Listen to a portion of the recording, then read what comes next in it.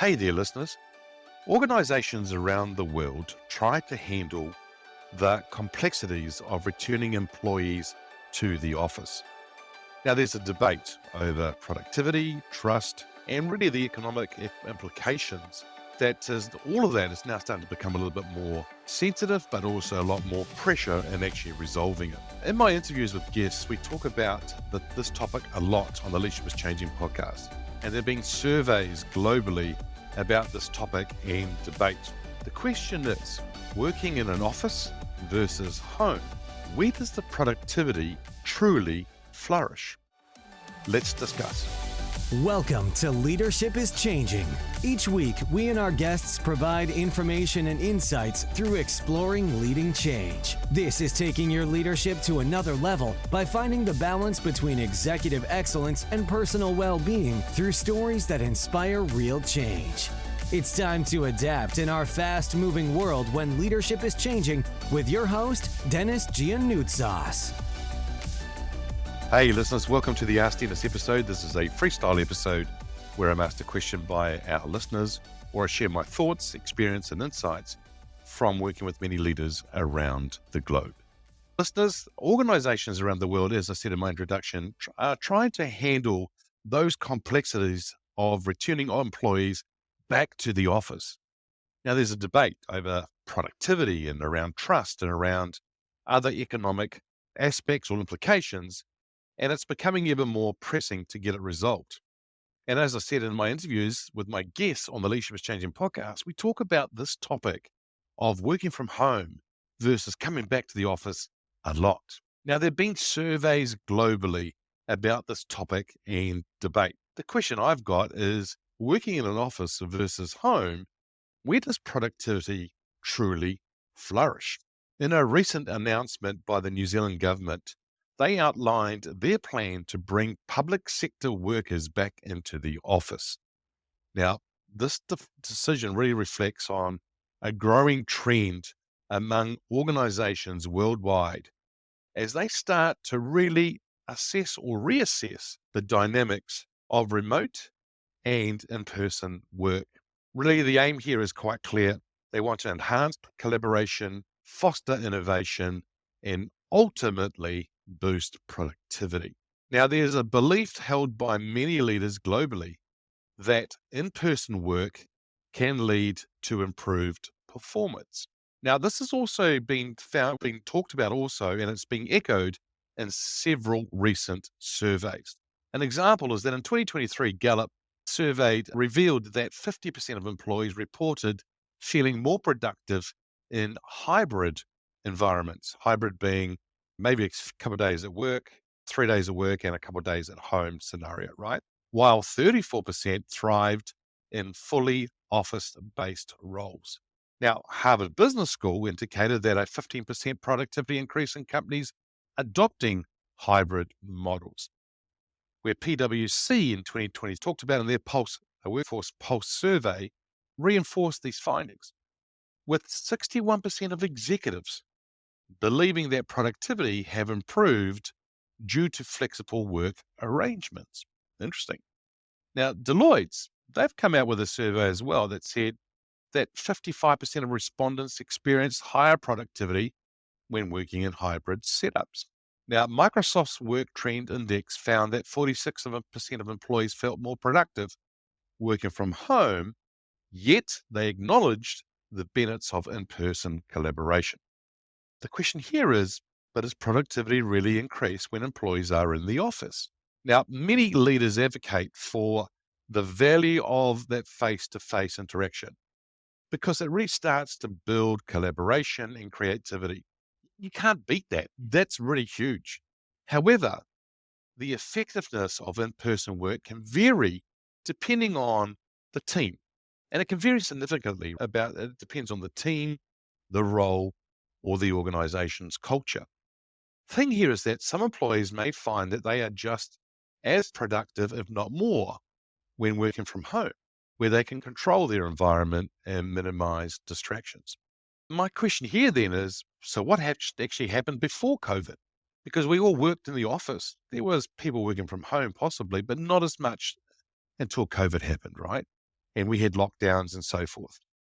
I think one thing is that I know is that trust is a big thing, a big component, and it's a crucial element in this whole debate that we're actually having. Do leaders really trust their employees to work effectively from home? Some organizations are transitioning back to the office due to their concerns about accountability and productivity. Now, this approach may undermine trust, suggesting that employers cannot manage their time and responsibilities without constant supervision.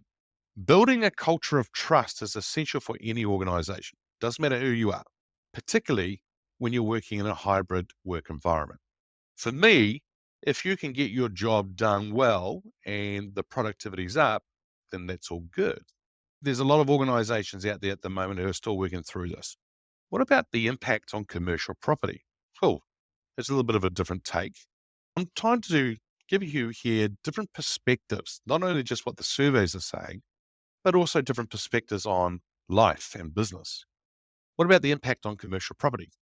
Because you see, there is a reduced office occupancy on commercial real estate when people are working from home. And as organizations encourage employees to work from home, how does that also affect the occupancy rates in the office buildings? Now, with many companies reassessing their space that they need, they may see a trend towards downsizing or letting go of their leases altogether. Now, this shift could lead to higher vacancy rates and influencing the commercial property market, and maybe actually getting owners of these commercial properties to rethink their strategies.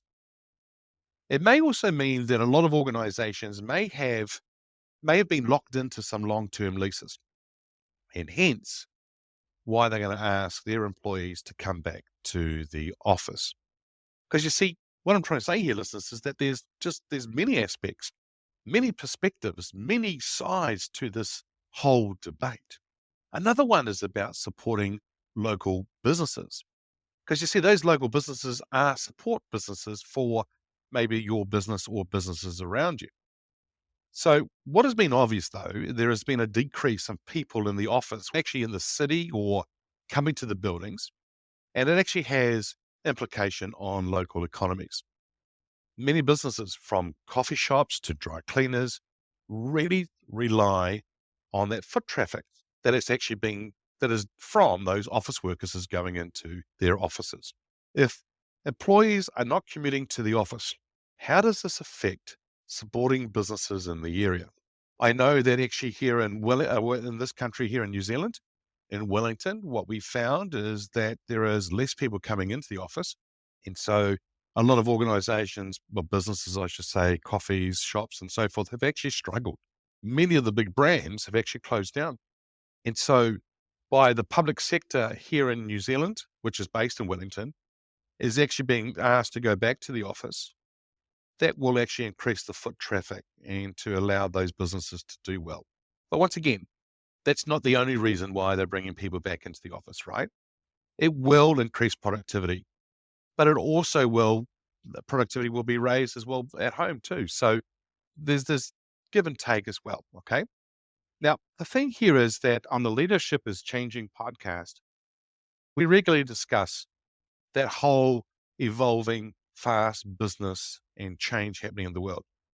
And we also talk about how leaders can adapt to these changes. Now, the conversations with leaders around the globe, when I have those kind of conversations, we start to talk about the importance of finding a balance between in-office and remote work to maintain productivity and employee satisfaction. As the organizations start to navigate again these complexities of returning back to the office, it's something that's pretty clear that one size fits all approach may not be effective. So even though, yes, we're going to ask people to come back to the office, there will be some people who it may not actually fit, or their role may be okay to be done working from home or even a hybrid situation. So we'll have to see what leaders do, and leaders will work with their own teams. The future of work. Now, this is what we've been talking about, right? Because even before COVID, we were talking about the future of work and where people may be working. That will likely hinge on the ability to have flexibility. So as leaders, you start to seek and create those environments where employees can thrive, whether it be in the office, whether it be in home, or somewhere in between, like a hybrid environment.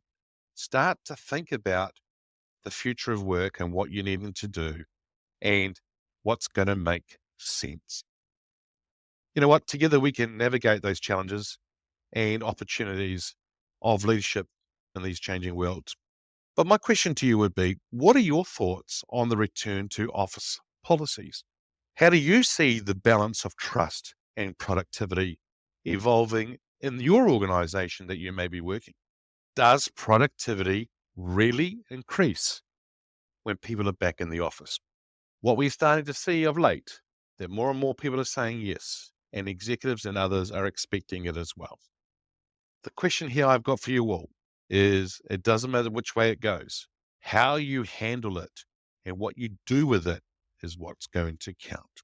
Listeners, the call to action for you today is to download the 10 proven ways to lead and thrive in today's world. It's an executive guide that I've created based on the interviews that I've had with people on the podcast, with 10 main themes and 42 strategic insights. Hey, listeners, that's it for this episode. It's always a pleasure being with you. Thanks for joining me on the Leadership is Changing podcast. Until next time, bye for now. Thank you for listening to this episode of Leadership is Changing with your host, Denis Gianoutsos. Each week, we and our guests provide information and insights through exploring leading change, inspiring executives and leaders to adapt and lead a bigger game in a fast-moving world.